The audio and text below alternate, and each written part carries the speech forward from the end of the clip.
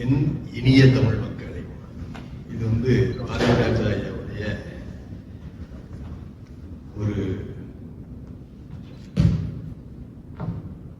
அவருடைய அந்த அவரை பார்த்த உடனே எல்லோருக்கும் கேட்கக்கூடிய அந்த வசனம் என் இனிய தமிழ் மக்களே அப்படிங்கிறது.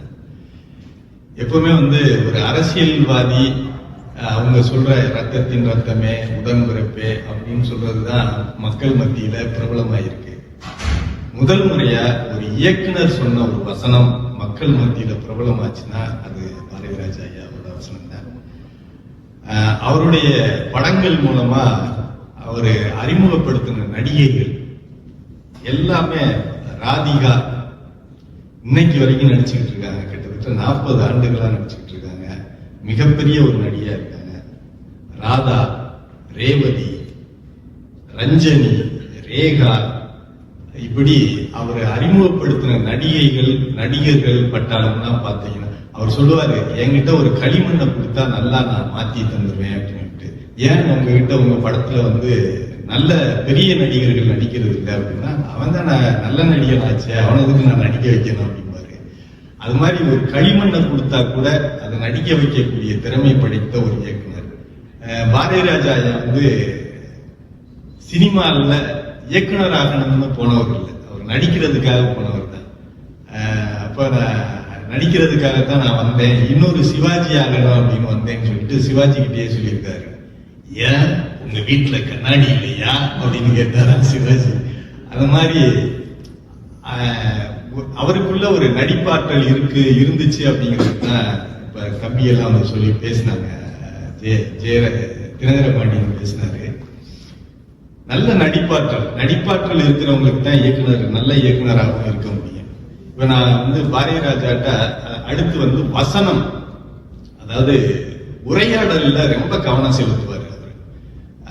அவர் எந்த அளவுக்கு கவனம் செலுத்துவாரு அப்படிங்கிறதுக்கு தாவணி கனவுகள்ல பாக்கியராஜ் செஞ்சிருப்பாரு. ஒரு பொண்ணு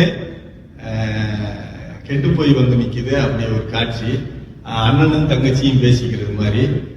1ஆம் கிளாஸ் பரீட்சை எழுதிட்டு நல்லா எழுதிட்டேன்னு சொன்னேன், வாத்தியார் நல்லா பண்ணியிருக்கேன்னு சொல்லிட்டு 2ஆம் வகுப்பு போகாமலே 3ஆம் கிளாஸுக்கு போட்டாரு. 10 வயசு இருக்கும்போது எல்லாரும் பாவாடை சட்டையோட இருக்கும்போது நீ தாவணி வெட்டிட்டு வந்த, என்னம்மா இப்படி வந்திருக்கியே அப்படின்னு சொன்னேன். வெக்கமா இருக்குனே அப்படின்னு சொன்னேன். பெருமையா இருந்துச்சு. இன்னைக்கு திருமணத்துக்கு பத்திரிக்கை நாள் குறிச்சிட்டு வந்திருக்கிறேன், அதே நாள்ல நீ வளகாப்பு வச்சுக்கலாம்னு சொல்றியம்மா அப்படின்னு சொல்லி ஒரு டைலாக் வச்சிருப்பாரு பாக்கியராஜ். அத அங்க மறைவா நின்று பாரதிராஜா பார்த்துட்டு வியந்து போய், அடுத்த படத்துக்கு நீதான் நாயகன், நீதான் வசனகர்த்தான்னு சொல்றது மாதிரி இருக்காங்க. இது அவருடைய எல்லா படங்கள்லயும் அந்த அளவுக்கு வசனத்துக்கு முக்கியத்துவம் கொடுப்பாரு. தம்பி பேசும்போது கூட சொன்னாரு, இந்த சீமான் அண்ணன் சீமான் அவர்கள் கதை வசனம் எழுதின படம் தான் அந்த பசும்பொன். இந்த பசுமனை பத்தி பேசணும்னாலே கிட்டத்தட்ட 1 மணி நேரம் பேசுவேன் நானு. அந்த படத்துல அந்த காட்சியை சொன்னாரு. நிறைய வசனங்கள் எழுதி கொடுப்பாரா சீமான். அப்ப சம்பந்தமே இல்லாம சுருட்டி கீழே போட்டுருவாரு. ஏன்னா அவருடைய எதிர்பார்ப்பு அந்த அளவுக்கு இருக்கும். பாரதிராஜா ஐயா அவரு கதையில மட்டும் படங்கள் இயக்கல, செல்வராஜ் ஐயாவோட கதையில பண்ணியிருக்கிறாரு, பாக்கியராஜோட கதையை பண்ணியிருக்கிறாரு. அப்படி பண்ணதுதான் பாக்கியராஜ் ஐயா கதை தான் அவரு கதாநாயகனா நடிச்ச புதிய வார்ப்புகள் படம். அடுத்து மணிவண்ணன் அப்படிங்கிற ஒரு இயக்குனரை உருவாக்கி இருக்காரு. மணிவண்ணன், மனோபாலா, பாக்கியராஜ். இன்னைக்கு வரைக்கும் தமிழ் சினிமால பாரதிராஜா வாரிசுன்னே ஒரு குரூப் இருக்கு. சேரன் வரைக்கும் பாக்கியராஜ், இது பாண்டியராஜன், ஆர் பார்த்திபனுக்கு அடுத்து ஒரு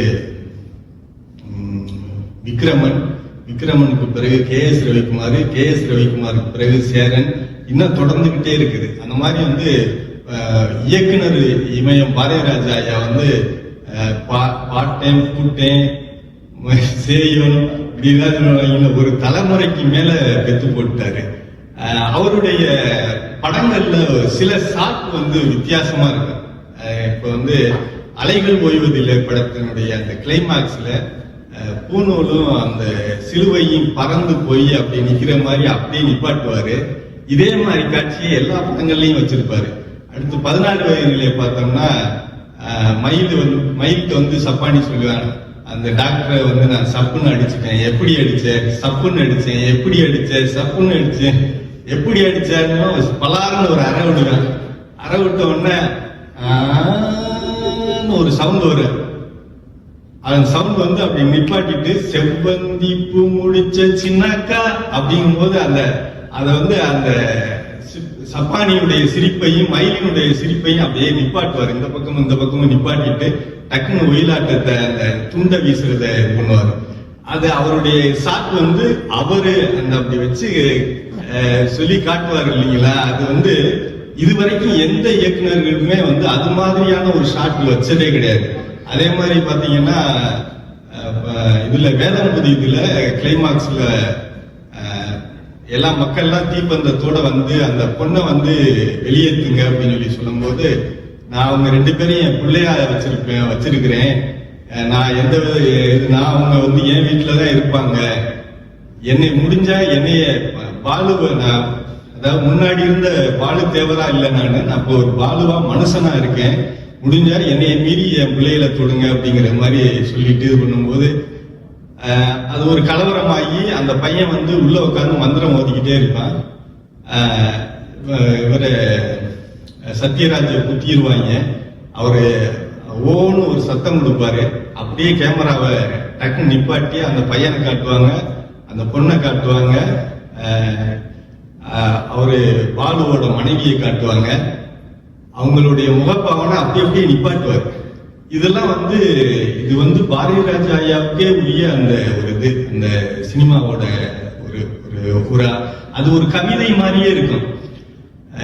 அவருடைய எல்லா அதே மாதிரி முதல் மரியாதையில அந்த காதலன் காதலி 2 பேரு, அவன் புல்லாங்குழல் ஊதுவான், என் சத்தம் எது வரைக்கும் கேட்குதோ அது வரை நீ ஓடிக்கிட்டே இரு அப்படின்னு சொல்லுவான். அவன் ஓடிக்கிட்டே இருப்பா. ஒரு கட்டத்துல அப்படியே நின்ற உடனே இந்த பையன் வந்து அவளை தேடி போறான். அவ பேரை சத்தம் போட்டுக்கிட்டே ஓடுவான். அவன் ஓடுனா அதுக்குள்ள ஒருத்தன் அவளை கொலை பண்ணி தண்ணியில மிதக்குறா. இந்த புல்லாங்குழல அப்படி தூக்கி இப்படி வீசுவான். புல்லாங்குழல் பக்கத்துல விழுகும், அந்த பாடி மிதக்கும். அதை அப்படியே நிப்பாட்டிட்டு அப்படியே எல்லாம் அப்படியே இயற்கையெல்லாம் அப்படியே நிக்கிறது மாதிரி காட்டுவார். இதெல்லாம் வந்து ஒரு கவித்துவமா இருக்கு அவருடைய அந்த படைப்புகள்ல. எல்லா படத்திலையுமே அது மாதிரி வச்சிருப்பாரு. கடலோர கவிதைகள் அதுலயும் இது மாதிரியான காட்சிகள் இருக்கு. ஒவ்வொரு காட்சியும் நம்ம கண்ணு முன்னாடி அப்படியே நிற்கும். அந்த மாதிரியான ஒரு இயக்குனர். எனக்கு சின்ன வயசுல படிக்கிற காலத்துல இயக்குனர் ஆகணுங்கிற ஆசை வந்ததுக்கு காரணமே பாரதிராஜ ஐயா தான். அவர் வந்து நிறைய பேருக்கு ஒரு முன் உதாரணமா இருந்தாரு. அவருடைய படங்கள்ல இருக்கக்கூடிய புரட்சி, தம்பி சொன்னாரு இல்லைங்களா, அந்த ஒரு பெண்ணுக்கு 2வது திருமணம் செய்து வைக்கிறது, அதுல அது வந்து பிரபு வந்து ஏத்துக்கவே மாட்டார். அந்த படத்துல ஒரு கட்டத்துல வந்து ஒரு பஞ்சாயத்து நடக்கும். ஒரு அந்த கிராமத்துல ஒரு பொண்ணுக்கு 2வது திருமணம் பண்ணி வைக்கிறதுக்கு அவங்க அந்த பொண்ணு ஒருத்தனை விரும்பும். அவங்க மாமனார் மாமியார் ஒத்துக்கிற மாட்டாங்க. அப்போ பிரபு வந்து பஞ்சாயத்து பண்ணும்போது சொல்லுவாரு, சின்னஞ்சிறுசு, வாழ வேண்டிய வயசு, இன்னும் அதை அனுபவிக்க வேண்டியது எத்தனையோ இருக்கு. அந்த பிள்ளைக்கு ஒருத்தன் வாழ்க்கை தர்றேன்னு சொல்லும் போது நம்ம எதுக்கு தடுக்கணும் அப்படின்னு சொல்லிட்டு அந்த பிள்ளைய சேர்த்து வச்சுட்டு வந்துருவாரு. வந்த உடனே வீட்டுக்கு வந்து அந்த தொட்டில் முத்தத்துல வந்து தண்ணியை ஊத்தி கால் கழுவிக்கிட்டு இருப்பாரு. அப்ப அவருடைய முறைப்பொண்ணு வந்து சொல்ல, ஏமாமா, இன்னைக்கு பஞ்சாயத்துல நீ சொன்ன தீர்ப்ப ஒரு 20 வருஷத்துக்கு முன்னாடி உங்க தாத்தா சொன்னா தப்பா அப்படின்னு, உங்க அம்மாவும் இதே மாதிரி தானே அப்படின்னு அந்த சீன்ல வந்து பிரபு அப்படி தடுமாறி அப்படி உட்காருவாரு. அதை காட்டி இருக்கிற விதத்தை பார்த்து மிரட்டி விட்டுருவாப்ப. அதே மாதிரி தம்பி சொன்ன சீனு, அறுத்து கட்டினவளுக்கு கோயில் குளத்துக்கு போனா அறுத்து கட்டினவளுக்கு திருநீர் கொடுக்கிற சாமியை தாப்பு பார்த்திருக்கேன். எங்க ஆத்தாளுக்கு குங்குமம் கொடுத்த சாமி பூனிங்க. அந்த சீனெல்லாம் அப்படியே வேற கதறி அழுவிட்டுருவாப்புல. அதே மாதிரி கிழக்கு சீமையெல்லாம் வந்து அவர் எம் ரத்னகுமார் பேராசிரியர், அவருடைய கதை. இது மாதிரி மற்றவங்களுடைய கதைக்கு முக்கியத்துவம் கொடுப்பாரு. பாரதிராஜா ஐயாட்ட வந்து கதை வந்து ரொம்ப முக்கியமா இருக்கு. கதை தான் பேசும். கதை, கதாபாத்திரம். அவர்கிட்ட என்னைக்குமே சதை பேசுனது இல்லை. அப்படிப்பட்ட ஒரு நல்ல இயக்குனர். அவர் வந்து இன்றும் தமிழ் சினிமால பல இயக்குநர்களுக்கு முன்னுதாரணமா இருக்கக்கூடியவர். அவருடைய நினைவலைகளை பகிர்ந்து கொள்வதற்கு ஒரு வாய்ப்பு கொடுத்த மற்றும் குழுவினருக்கு என் மனமார்ந்த நன்றி.